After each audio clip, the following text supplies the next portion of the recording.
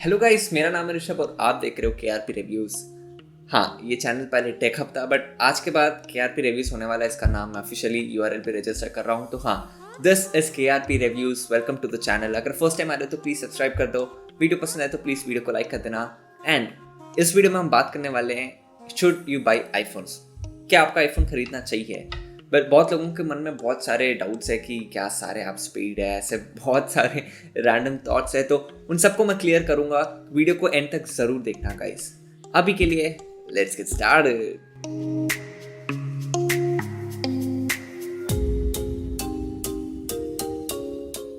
Alright guys, first and foremost बात करते हैं कि क्या आईफोन या फिर iOS में जितने भी ऐप्स है, क्या सब कुछ पेड है? नहीं गाइस, एब्सोल्युटली नॉट। बहुत लोगों को ऐसे लगता है, बहुत लोग आकर ऐसे, मेरे को समझ में नहीं आ रहा कि किसने आकर ऐसे अफवाहें फैलाया कि एप्पल में जितने भी ऐप्स है सब पेड है। ऐसा बिल्कुल भी नहीं है गाइस। ऑब्वियसली हर कोई जो आईफोन खरीदता है वो इतना अमीर नहीं है। मैं आकर मेरे फ़ोन में जितने भी ऐप्स है उसमें से 100 नहीं 99% ऑफ द ऐप्स तो डेफिनेटली फ्री ऐप्स है गाइस, पेड नहीं है। एंड मैं एंड्रॉइड से iOS स्विच करते रहता हूँ, तो ऑब्वियसली मैं अगर जो भी ऐप्स वहाँ यूज़ करता हूँ वो iOS पे यूज़ करते होगा। तो आप उसी से बोल सकते हो कि ऐसे नहीं है कि iOS में सारे ऐप्स पेड है। फॉर रेफरेंस मैं आकर एक लिंक दे दूंगा नीचे डिस्क्रिप्शन में। आप उस लिंक में जाना, आपको जो भी ऐप आप सपोज स्विच कर रहे हो एंड्रॉइड से iOS फर्स्ट टाइम, और आपको डाउट है कि क्या ये ऐप पेड रहेगा आईफोन में, सिंपली जाओ उस जो भी ऐप का नाम है उसको टाइप करना एंड देख लेना कि आईफोन में क्या वाला ऐप पेड है कि नहीं। से फॉर एग्जाम्पल व्हाट्सएप, जैसे कि लोग बोलते हैं कि आईफोन में हर ऐप पेड है, तो उसके हिसाब से तो व्हाट्सएप को भी पेड होना चाहिए ना। बट ऐसा कुछ भी नहीं है गाइस। हाँ, मैं ये भले बोल सकता हूँ कि जैसे अभी व्हाट्सएप, ब्लैंड एग्जांपल दे रहा हूँ, जैसे व्हाट्सएप आकर एक 10 रुपये कमीशन ले रहा है अगर आप व्हाट्सएप पेमेंट यूज़ कर रहे हो एंड्रॉयड में, तो हो सकता है कि iOS आकर 15 रुपये कमीशन ले। ऐसे कमीशन का बेसिस नहीं है, बस चूंकि एक एग्जांपल दे रहा हूँ। तो हो सकता है कि जो ऐप आकर एंड्रॉयड में से 20 रुपये हो, वो हो सकता है कि 25 से 30 रुपये हो iOS में। बट वो तो एंड्रॉयड में भी पेड है, बस iOS में भी पेड है, बस थोड़ा सा ले रहे हैं। बट iOS में ये एडवांटेज है कि iOS में जो भी ऐप्स है 99% ऑफ द एप्पल यूजर्स से आप पूछ रहे ना, ऐप ज़्यादा ऑप्टिमाइज रहती है। मुझसे खुद से पूछो, मैं एंड्रॉयड भी यूज़ किया हूँ, iOS भी यूज़ किया हूँ, फॉर दैट। बट हाँ, मैं दोनों यूज़ किया हूँ and I can say that apps आकर ज़्यादा ऑप्टिमाइज रहती है iOS में। तो दैट असाइड, हाँ, हर ऐप आकर पेड नहीं है डेफिनेटली iOS इकोसिस्टम में। मैं नीचे लिंक दे दूंगा, जैसे हमने बोला, जाओ जाके टाइप करो जो भी ऐप आप डाउनलोड करना चाहोगे। अगर आप एक आईफोन लेते हो, देख लो कि क्या वो पेड है कि नहीं। And I am pretty sure अगर वो एंड्रॉइड में पेड नहीं है तो 99% आई एम श्योर कि वो iOS में पेड नहीं होगा। अरे भैया, आईफोन मतलब आप तो बहुत ही ज़्यादा अमीर हो। कम ऑन गाइस, ये बस एक फ़ोन है। हाँ, आईफोन है, एक्सपेंसिव है थोड़ा बहुत, बट ऐसे नहीं है कि सिर्फ अमीर लोगों के लिए। अब सबसे बेस्ट एग्जांपल बोलता हूँ, अभी जो आईफोन SE था जो इंडिया में 40 to 500 का लॉन्च हुआ था, हाँ, वो आकर थोड़ा सा एक्सपेंसिव था कंपेयर टू US। बट अभी फ्लिपकार्ट के सेल में इट वेंट डाउन टू 26,000, जो कि इनफैक्ट US के प्राइस से भी थोड़ा सा कम है। अगर आप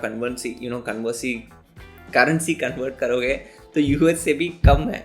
तो हाँ, ऐसे नहीं है कि आईफोन सिर्फ अमीर लोगों के लिए, ये भी बस एक फ़ोन है गाइस। बस आईफोन आकर थोड़ा एक्स्ट्रा टैक्स लेता है अपने सर्विसेज का, इंपोर्ट का and all that stuff. But iPhone is not just for अमीर पीपल। और अभी तो आईफोन के प्राइसेस बहुत जल्दी गिर रहे हैं, which is kind of strange. But हाँ, iPhone is getting a lot more affordable. तो ऐसे नहीं है कि आईफोन सिर्फ अमीर लोगों के लिए, तो इस थॉट को तो भूल ही जाओ। बट हाँ, बैटरी डजंट लास्ट लॉन्ग, ये भी मैंने देखा हूँ। बहुत लोग आकर क्वायरा ऐसे बहुत सारे साइट्स में बोल रहे हैं कि आईफोन्स की बैटरी बहुत ज़्यादा नहीं रुकती है कंपेयर टू एंड्रॉयड, इससे लोग नहीं ले रहे iPhone. And I feel it is kind of true but not really guys. जैसे अभी जो iPhone 11 Pro Max था या iPhone XS Max था, उन सब में बहुत ही अच्छी बैटरी लाइफ थी। इनफैक्ट iPhone 8 Plus जो आकर 3 साल पुराना है अभी, उसकी भी बैटरी लाइफ बहुत अच्छी थी। तो इसीलिए अगर आपको समझाऊँ तो मैं बोलूँगा कि iPhone 8 Plus, उसके पहले आने वाले iPhone 7 Plus हो, 6s Plus हो, या जो भी S वेरिएंट हो, नॉर्मल वेरिएंट हो, बेसिकली iPhone 8 के पहले जितने भी आईफोन्स आए सबकी बैटरी लाइफ मीडियोकर है। बट अभी 2020, अभी तो बस 2021 आ ही रहा है, तो मैं बोलूँगा कि 2021 में तो मैं iPhone 8 के पहले आने वाले कोई भी आईफोन को ज़्यादा रिकमेंड नहीं करने वाला हूँ। तो उस हिसाब से तो आप डिसेंट बैटरी लाइफ एक्सपेक्ट कर सकते हो। अगर आप प्लस या मैक्स वेरिएंट लेते हो तो डेफिनेटली बैटरी लाइफ बहुत ही अच्छी रहेगी compare to the non plus या मैक्स वेरिएंट। तो बैटरी लाइफ ऐसे नहीं कि बहुत ही टेरेबल है, बट हाँ, जैसे अभी एंड्रॉइड में आकर 5000 6000 mAh की बैटरी देखने को मिल रही है, तो वो सब डेफिनेटली बेटर है। बट ऐसे नहीं है कि आईफोन की बैटरी बहुत ख़राब है, ऐसे कुछ भी नहीं है गाइस।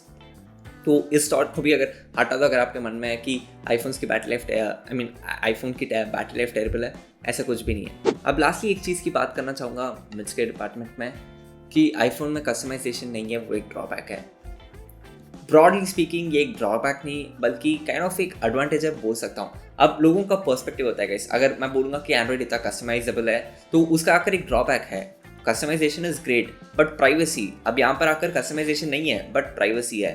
सो आपको देखना पड़ेगा आपको कस्टमाइजेशन इंपॉर्टेंट है या प्राइवेसी इंपॉर्टेंट है। जैसे अब अगर आप ये वीडियो देख रहे हो तो आई गेस आप एक टेक गीक हो गए, या अगर आप मेरे जैसे हो तो डेफिनेटली आपको फ़र्क नहीं पड़ता प्राइवेसी से इतना ज़्यादा। अभी अपन उस लेवल में नहीं है, उस रेंज में नहीं है कि हमको आकर हमारे डॉक्यूमेंट्स को सेफ रखना है, क्या बात करते हैं किसी से या क्या ट्रांजैक्शन हो रहे हैं उसको सेफ रखना है। जैसे एक्टर हुआ, डायरेक्टर हुआ, या ऐसा कोई भी जो भी बड़ा आदमी है, जो कोई बिजनेसमैन है, उन लोगों का अगर अपना ट्रांजैक्शन, अपनी प्राइवेसी बहुत ही मैटर करती है और उन लोगों के लिए बेसिकली आईफोन है। अगर आप जितने भी एडवर्टाइजमेंट्स देखोगे, हाँ अभी आकर वैसली आकर एप्पल बोल रहा है कि privacy matters to all, which is very true. आज 2020 में आकर बहुत ही इंपॉर्टेंट है प्राइवेसी, वो करेक्ट है। ऐसे नहीं है कि एंड्रॉयड आकर प्राइवेट नहीं है, उसमें प्राइवेसी नहीं है, बट कंपेयर टू iOS बहुत ही कम प्राइवेसी है गाइस। बट हाँ, दैट्स नॉट टू से कि iOS में आकर कस्टमाइजेशन एक एडवांटेज, नो कस्टमाइजेशन आकर एक एडवांटेज है, ऐसे नहीं है। बेसिकली एप्पल को मैं ऐसे बोलूँगा कि इट्स जस्ट लाइक आप लो यूज़ करो, एकदम प्राइवेट रहेगा, सब कुछ रख के चले जाओ। एंड्रॉयड आकर लो, आपको जैसे चाहिए कस्टमाइज करो, but privacy might go for a toss. Privacy and customisation doesn't go in toe to to, एक साथ नहीं, जुड़े हुए नहीं है। बट बस एक एग्जाम्पल के लिए बोल रहा हूँ कि एप्पल चाहे तो बस ऐसे छुटकी बजा के बोल देगा कि सब कुछ ओपन कर दे यार, प्राइवेसी गया, तेल लेना है। बट प्राइवेसी को अगर कंट्रोल करना है तो ऐसी चीज़ों को भी कंट्रोल करना पड़ता है। अब हो सकता है जैसे पहले विजेट्स नहीं था आईफोन में, पहले जब आईफोन लॉन्च हुआ था तब वॉलपेपर चेंज नहीं होता था, बट धीरे धीरे आकर सॉफ्टवेयर और प्लस कंपटीशन को देख के iOS भी सीखा गाइस, एप्पल भी सीखा कि ये चाहिए लोगों को। हो सकता है कि iOS 15, 16 या आने वाले iOS वर्जन में आकर हमें कस्टमाइजेशन देखने को मिले with privacy, that would be absolutely great. But अभी के लिए आज के टाइम पे जैसा है iOS, उसके हिसाब से बोलूँ तो हाँ, कस्टमाइजेशन नहीं देखने को मिलता।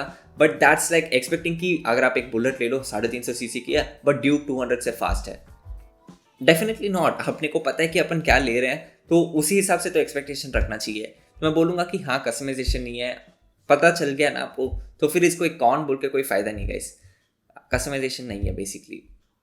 ऑलराइट, अभी आकर आप डिसाइड कर चुके हो कि आपको एक आईफोन लेना है, बट लेने के पहले मैं कुछ पॉइंट्स है जो आपको बोलना चाहूँगा अगर आप फर्स्ट टाइम एंड्रॉइड से iOS पे शिफ्ट कर रहे हो। फर्स्ट पॉइंट है कि अगर आप एक आईफोन ले रहे हो तो हाँ, एक्सपेंसिव होने वाला है, बट ये जान लो कि सपोज अभी आईफोन 12 लॉन्च हुआ है तो आज से 3 साल बाद तक डेफिनेटली आपको ऐसे नहीं लगेगा कि आपको अपग्रेड करना चाहिए। हाँ, कैमरास में भले ही लग सकता है, एप्पल जानबूझ के कैमरास सॉफ्टवेयर के थ्रू इंप्रूव कर सकता है पुराने फ़ोन्स में भी, बट नहीं करता। सबसे अच्छा एग्जांपल है आईफोन 11 प्रो वेरिएंट्स में आकर नाइट मोड देखने को मिला, बट आईफोन 10s 10 ये दोनों 1-1 लाख के फ़ोन्स है गाइस, इनमें एप्पल ने नाइट मोड नहीं दिया। आराम से चल सकता है इन दोनों फ़ोन्स में नाइट मोड, बट एप्पल ने जानबूझ के नहीं दिया। तो कैमरास वाइज हो सकता है कि आपको अपग्रेड करना आप फील करो, बट परफॉर्मेंस वाइज या फिर लुक्स वाइज डेफिनेटली 3 साल, जैसे आज लॉन्च हुआ है आईफोन 12, तो अब से 3 साल 2023 तक तो आपको डेफिनेटली ऐसे नहीं लगेगा कि आपका आईफोन अपग्रेड करना है। तो अगर आप यूज़ करने वाले हो ऐसे 3 साल तक, तो एक बहुत ही अच्छा इन्वेस्टमेंट है एप्पल का iPhone. Alright, so second thing है ऐप साइजेस गाइस, इसको डेफिनेटली कंसिडर करना। अभी बहुत लोग आकर मेरे मैं जब भी बोलता हूँ कि 64 GB बस नहीं होगा iOS इकोसिस्टम में, 128 लो, बहुत लोग बोलते हैं कि मेरे को बस है भाई, मेरे को बस है। ऑलराइट गाइस, आपको बस होगा, बट एज ए रिव्यूअर मेरा काम बनता है कि लोगों को बोल दूँ कि आकर कैसा क्या है। तो बेसिकली मैं क्या बोलना चाहता हूँ, अगर सपोज व्हाट्सएप आकर एंड्रॉयड में 20 MB का है तो आराम से वो 35 to 40 MB रहेगा iOS में। अगर कॉल ऑफ ड्यूटी मोबाइल आकर एंड्रॉयड में 1.5 GB है तो आराम से 2.5 GB रहेगा iOS पर। तो ऐसे हर एक ऐप मैं 99% श्योर हूँ कि आप कोई भी ऐप उठा लो, उसका साइज़ आकर एंड्रॉयड से बड़ा ही होने वाला है iOS में। जो स्मूथनेस है उसके कारण हो सकता है, बट बैरली स्पीकिंग, एकदम ओपनली स्पीकिंग, जो भी ऐप्स के जो ऐप साइज़ है, क्या हो गया यार, जो भी ऐप साइज़ है ना, वो एंड्रॉयड से ऑलमोस्ट 1.5 to 2 times बड़ा रहता है iOS पर, तो उसको ज़रूर ध्यान में रखना। And that's basically the main reason. और एक रीज़न ये कि आईफोन में अगर अपन ऐसे ही जाके कैश डेटा नहीं निकाल सकते, एंड्रॉयड में तो वेल बहुत सारे सॉफ्टवेयर आते हैं, इनफैक्ट फ़ोन के अंदर ही सेटिंग्स में जाके कर सकते हैं, बट आईफोन्स में कैश डेटा नहीं निकाल सकते। तो इंस्टाग्राम सपोज 200 MB का आज आप इंस्टॉल कर रहे हो, तो जाते जाते 500-600 MB कैश डेटा जो भी है वो ऐसे ही अक्यूमुलेट हो जाएगा, और आपको अगर डिलीट करना है तो आपको इंस्टाग्राम डिलीट करना पड़ेगा, फिर से ही रीइंस्टॉल करना पड़ेगा। वो एक ही रास्ता है कि आप कैश डेटा निकाल सको आईफोन में। तो उसको भी कंसिडर करके, प्लस जो भी बड़े ऐप साइजेस है उसको कंसिडर करके मैं बोलूँगा कि अगर आप एक आईफोन ले रहे हो, तो सपोज आपको अगर एंड्रॉइड में 64 GB से आप 50 GB यूज़ कर रहे हो, 14 GB अवेलेबल है, तो मैं बोलूँगा कि अगर आईफोन में जाओगे तो पूरे 64 GB फुल हो जाएगा, तो 128 GB जाना। तो आप अभी एंड्रॉइड फ़ोन यूज़ कर रहे हो तो देखो कि आप कितना डेटा यूज़ कर रहे हो, कितना स्टोरेज यूज़ कर रहे हो, एंड उसके बाद iOS में कितना लेना चाहिए आपको खुद को समझ में आ जाएगा, based on my example I guess. तो वो एक बात है। थर्ड, अगर आप एक आईफोन ले रहे हो तो आप ये जान लो कि जो इकोसिस्टम आप घुस रहे हो ना आईफोन में, आईफोन लेने के बाद जो इकोसिस्टम आपको मिलने वाला है ना, दैट्स ब्यूटीफुल गाइस। सपोज मैं बोलूँगा कि सबसे बेस्ट इकोसिस्टम वाइज मैं बोलूँगा, पहले एक आईफोन लो, फिर एक एप्पल वॉच लो, फिर एक आईपैड ले लो, फिर एयरपॉड्स लो, फिर एक मैकबुक लो।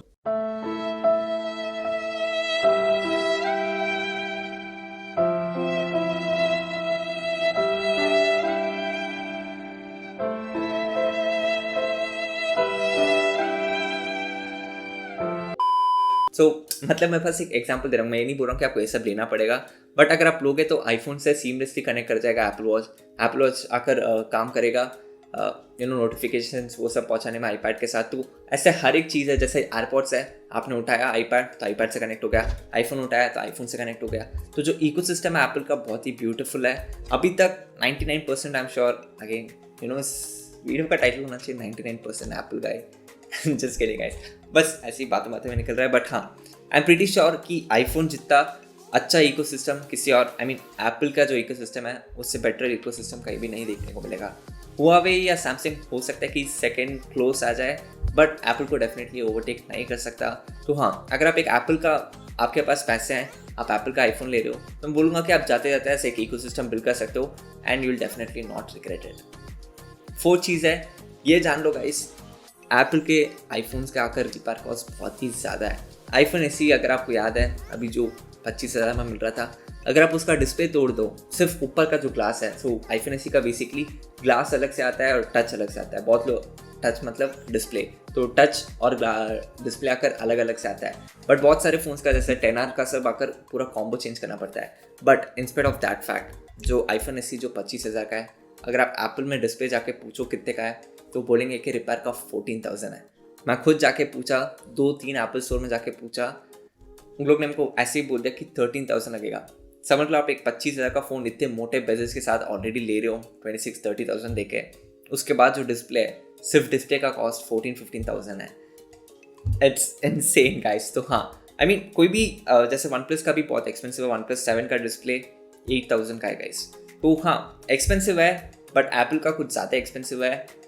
और प्लस अगर आप बाहर से कहीं से जाकर सर्विस कराओगे तो वारंटी वॉइड हो जाएगी, वो तो ठीक है, बट उसके अलावा जैसे फेस आईडी कभी डिसेबल हो जाएगा, कभी टच आईडी का प्रॉब्लम आएगा, तो ऐसे बहुत सारे प्रॉब्लम्स आते हैं। तो अगर आप एक आईफोन ले रहे हो तो ये ध्यान में रखना, मैं बोलूँगा कि इमीडिएटली केस लो, टेम्पर लो, जितना हो सके प्रोटेक्शन के लिए वो सब करना, आपके एप्पल प्रोडक्ट को प्रोटेक्ट करने के लिए। लास्टली अगेन जैसे मैंने बोला, अगर आप एक आईफोन ले रहे हो तो आप मैं ये नहीं बोलूँगा कि सबसे बेस्ट प्राइवेसी है, ऐसा कुछ भी नहीं है। कोई भी फ़ोन इतना प्राइवेट नहीं है। हैकर्स के लिए जो भी स्पेशलिस्ट है आराम से चुटकियों में सब कर पाएंगे, but for a general consumer, अगर आपको privacy, as a general consumer, अगर प्राइवेसी मैटर करता है आपके लिए, तो आप डेफिनेटली आईफोन्स को कंसिडर कर सकते हो। सोच लो कि आप आपके प्राइवेसी के लिए, मतलब आपके डेटा को सेफ रखने के लिए आप थोड़े से एक्स्ट्रा पैसे दे रहे हो कंपेयर टू एंड्रॉइड। आप कुछ भी बोलो गाइस, अगर आप एक एंड्रॉइड फैन हो जो भी देख रहे हो इस वीडियो को, आपको भी मानना ही पड़ेगा गाइस, ये एंड्रॉइड iOS छोड़ दो, अपना कुछ है नहीं इसमें, जो है वो सच्चाई बोलना पड़ता है। तो हाँ, बस मैं ऐसे ही ब्लैंकली बोल रहा हूँ कि प्राइवेसी अगर आपको चाहिए तो आप iOS को डेफिनेटली कंसिडर कर सकते हो गाइस। एनीवेज, इस वीडियो को इतना ही, बस मैं तो यही बताना था कि बहुत लोग बोल रहे थे कि एप्पल के ऐप्स आकर पेड रहते हैं हर एक ऐप, उसी से इस वीडियो को आइडिया आया। मैं बस बोलना चाहता था कि अगर आप एक आईफोन ले रहे हो तो कैसे लेना चाहिए, क्या लेना चाहिए, बस उसी के लिए था वीडियो।